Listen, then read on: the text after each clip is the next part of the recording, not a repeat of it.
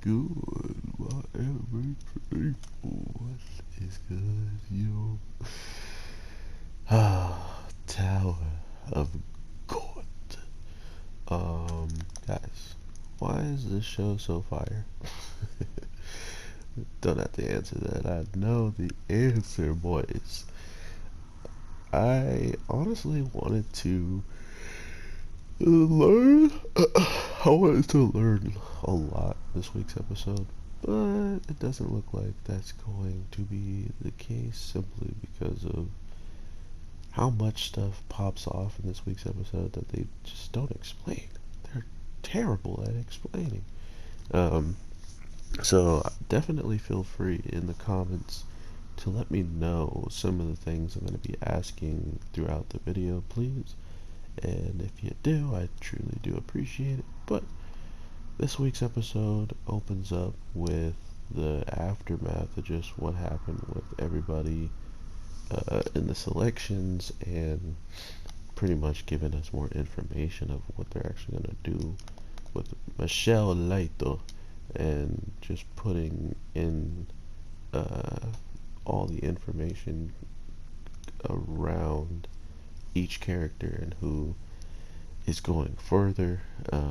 We also get to see a little bit more of how Kuhn actually feels and what he's actually going to push forward in the case of how he handles every situation that has to deal with his friend and how quickly he is to just act as if something isn't like bothering him, right? Like he likes to truly play the role of whatever the role needs at the moment, he's going to play it.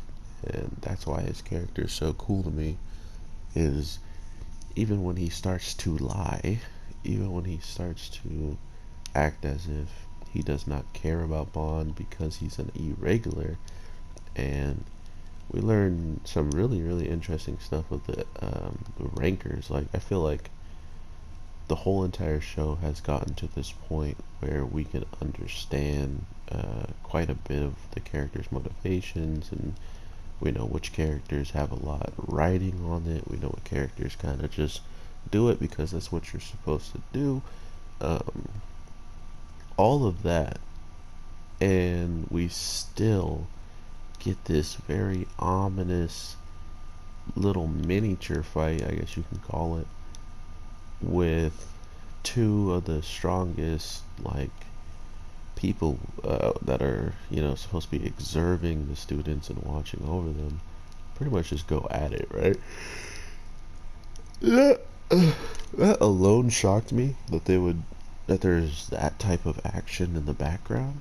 And I think it's cool now that I understand that it's possible because regardless of what happens with our characters and regardless of how people feel about, the changes or the things that they're going to do at the end of the day, that just kind of go to show us that even when the characters that we're hanging out with that are testing aren't doing much, there's still a bunch of stuff going on in the background.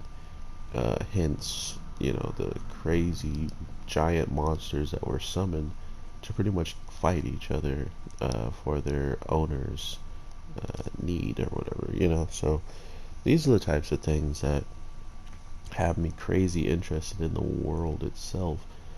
Why are these two people who seemingly were supposed to fight and, fight for whatever reasons against each other, why did they just turn into the best of allies in this situation when it comes down to now being able to not only attack one of the targets they want to attack, but they can also attack multiple targets now thanks to the help of them working together instead of working against each other. So it's getting really interesting. I don't know what they want at the end of the day, but whatever it is that they're planning in the case of trying to get the Green April back and the Black March, where will that lead?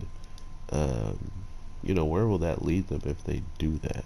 Like, Why is that objective so important? And we kind of know that the little sheep guy who was with uh, Bond and was his teacher for the wave controllers, he's the one that wanted the Black March. So it's almost a perfect situation that he ended up teaching Bond out of everybody. And if he wound up having it, I wonder what he would have done in that situation. Seeing how that's like his objective in this whole thing. Would he have just stopped teaching and try to body him, or would he have kept teaching because he still needed the Green April and he wants him at the same time? And by taking out one of the testers, it would have just made him an obvious target for the other rankers to pretty much get him out of there. So um, that's the stuff I was thinking about once this popped off. There was something else that I was going to ask a question about. I'm starting to draw a blank. Anyway, we then get into just what Kuhn and everybody's kind of willing to do to get Bond and Rachel in, but we find out that after he goes and talks to the ranker that I feel like we can actually trust, like there's only really one trustable ranker, well maybe two, with the red-haired guy too. He kind of doesn't seem like he's actually trying to kill necessarily, but to be fair, he does seem untrustworthy as well. Like, I really don't trust any of these people in this show, so it's not really surprising once they pull something like this. Including Kuhn, man. Like, I thought he was straight up going to abandon. He's like, oh, he's a regular. Nah, bro, I'm out. He's like, I cannot help him anymore. I cannot assist him. And by doing that, he then got everybody out there to want to assist. You know, like he's like, well, if the one guy who's his best friend is ditching him, then maybe we should, maybe, you know, of course the Gator didn't want to abandon him because he's a real one. Um, but to think that he was just about to get left behind by all of his friends because of whatever reason was pretty messed up, but at the same time it's understandable because they all came there to climb, in my mind.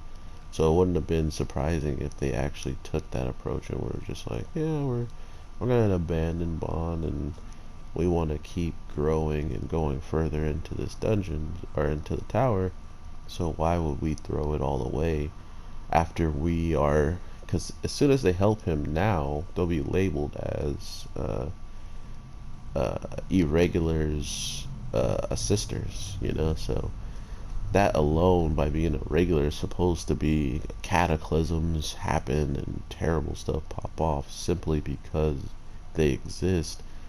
um, the best part of this is we get to finally see kind of his way of pushing forward. Now we get to finally get a good look at what he wants and not just what he knows Rachel wants, and that's why he's doing it, right? Like, we actually get to see him pushing his own narrative forward now that he had the opportunity. Like, Rachel failed.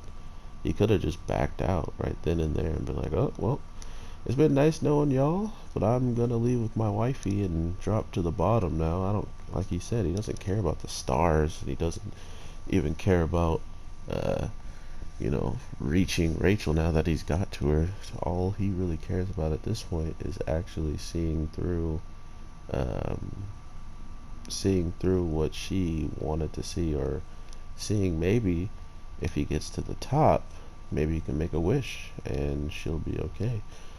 I'm not 100% sure what he's going to come up with or what is going to actually be the end all be all of this, but I know for a fact I'm probably going to really enjoy it. The thing that really also took me for a surprise is the girl who gave the Black March is, she seems like she's important, right? Like, she keeps showing up here and there in every episode, but we never really get any true understanding what she's gonna bring to the story. So I'm interested in her.